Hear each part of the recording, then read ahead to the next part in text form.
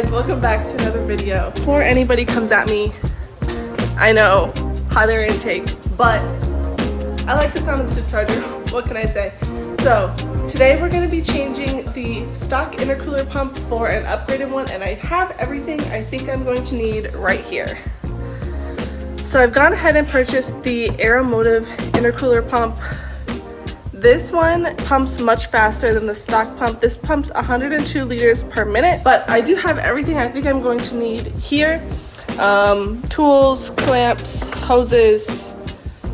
You are going to have to splice into it doesn't have a connector that plugs in, so you have to splice into the wires here. So we have everything that I need to go ahead and do that. The first step here is going to be to remove the bumper.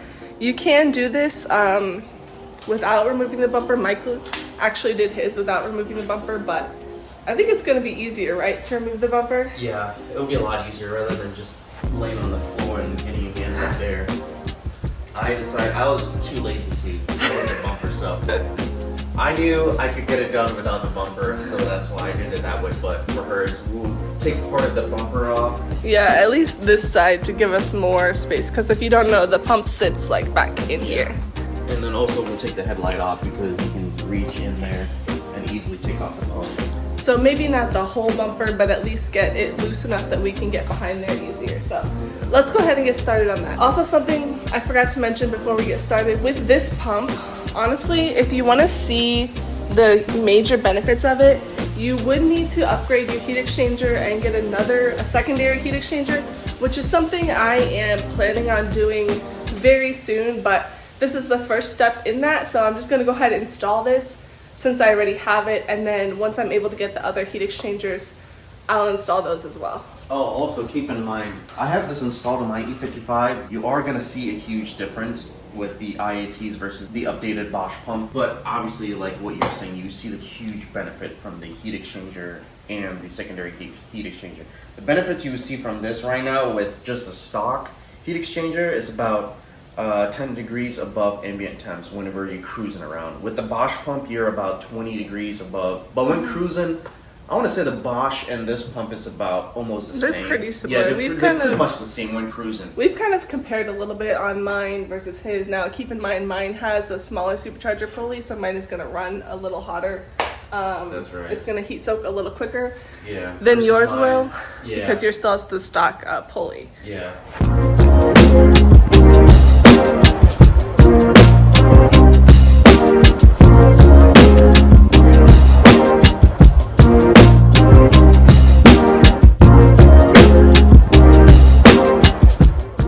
Is where we got to so far. As you can see, we just took off half the bumper, and that gives me enough space to get in there. That is the pump right here. So we have, from where the headlight was removed, plenty of space to get in there. But look at the size of that pump compared to how big this one is, and I'll put them side by side later once I get the stock pump out, but this one is so much bigger. Before I go ahead and install this, I wanted to give you guys a look at everything that you're going to need. So obviously we have the pump here.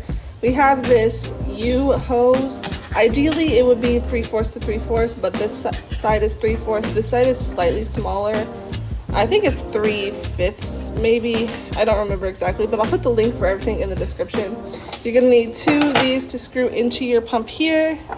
You'll need 1 of these to connect from your heat exchanger to the pump. And then you'll need an extension of the hose to connect it to your heat exchanger. I'll show you how all of this fits together, obviously, and then, yeah. And then obviously all the tools, you guys can already see that. But like I said, we are gonna have to splice into the wires, so we do have some wiring stuff as well to get done. So there's an 8mm screw underneath that we already took off, and then this kind of slides into place up here, so it should just slide out like that.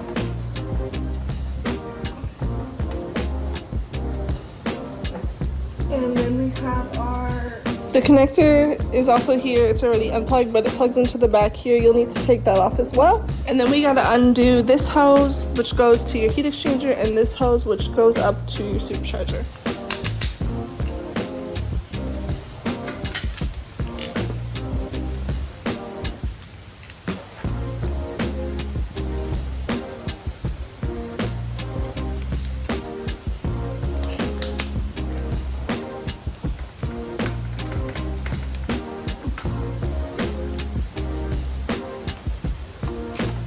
Alright, got both hose clamps moved up out of the way. We have both of our coolant lines clamped so I don't lose all of my coolant. Now we should be able to remove the hoses that are on the pump and pull the pump out of place.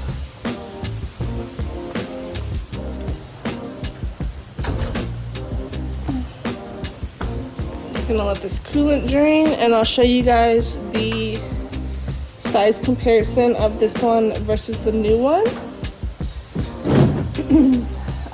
This pump, this bracket that's on it, not the inside piece but the outside piece, I am gonna reuse that to mount the new pump as well. Here are both the pumps next to each other. This one is the stock pump that we just pulled out.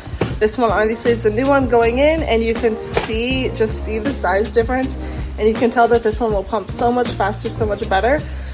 Here's the bracket that I was referring to that we're going to reuse. This slides into the pump and then the bracket goes around that. So we're not going to reuse this, but we will reuse the bracket. It will fit on here. This is also magnetic in case you didn't know. To give you guys a little bit of an idea of what this is going to look like, it's going to sit in place like this. You want the logo to be upside down.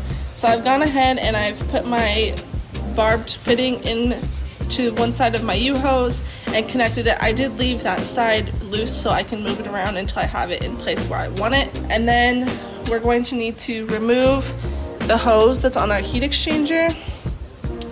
And I'm going to put this extension in place that I showed you guys before, and that's going to connect to the other side of this barbed fitting here.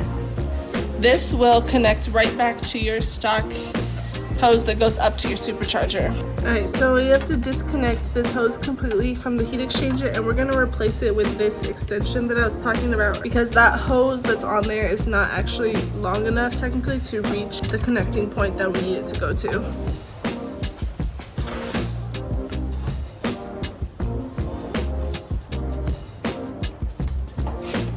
That's not kinked right there, actually. Oh yeah, perfect. It's not fitted on all the way, but alright, this will fit it on. let's see what it looks like. I think this is better over this versus in here because then it'll kink. Yeah. That does. Let's put it on all the way. Let's see. Perfect. Nice. It's all the way in. Yeah, I think so. So you need to tighten this one, This and one, that this one, and then this one. Put it into place. Yeah. And this, you tighten it pretty good. Yeah, I think so. Alright. Alright, pump is all in place. All the hoses are now attached and the clamps are all tightened. So I just want to show you guys real quick kind of how it looks in there. As you can see, this is the outlet. It goes back up towards your supercharger. This down here is the inlet. So we replaced the factory hose with just another piece of heater hose here. And that's where our U-shaped bend is to go into the pump at the bottom there. So now all that's left to do really is to wire it up and then put the bumper back together. Basically what we're gonna do is we're going to take the factory clip adapter and cut it and then just hardwire it in because there's no place for a clip connector on the new pump. Alright, we got everything all wired up and all the hoses are connected. Michael's topping it up with water since I did lose a small amount of coolant down there.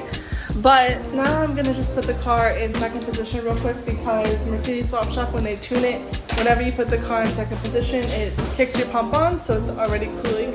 So I'm gonna do that real quick and just make sure I don't have any leaks before we finish buttoning everything up here. And you guys can hear the pump running now. There's some air bubbles in there. Yeah, there will be. This isn't all the way down yet. But I don't see anything dripping, anything leaking. So that is a good sign. Everything is now all put back together. As you guys can see, I did put the car in second position. I think I showed you guys that to make sure that it worked and there were no leaks before buttoning everything up. But now I'm going to probably let the car run for a little bit and let the system burp itself because there are air bubbles in there from disconnecting the hoses. But I hope you guys enjoyed the video. I hope it's helpful for you guys. I will leave links for all of the pump and everything that I used down below in the description. But Let me know if you guys have any questions and what you would like to see next. I'll see you guys in the next one. Also, I did want to let you guys know, if you have the under tray that goes like the under panel on your car, you wouldn't be able to really run that with the way that these hoses are set up, because that U hose, it would like push, the under tray would push on it and it would get kinked up. So I wasn't running an under tray anyway, but if you are, you'll have to take it off. So just want to let you guys know.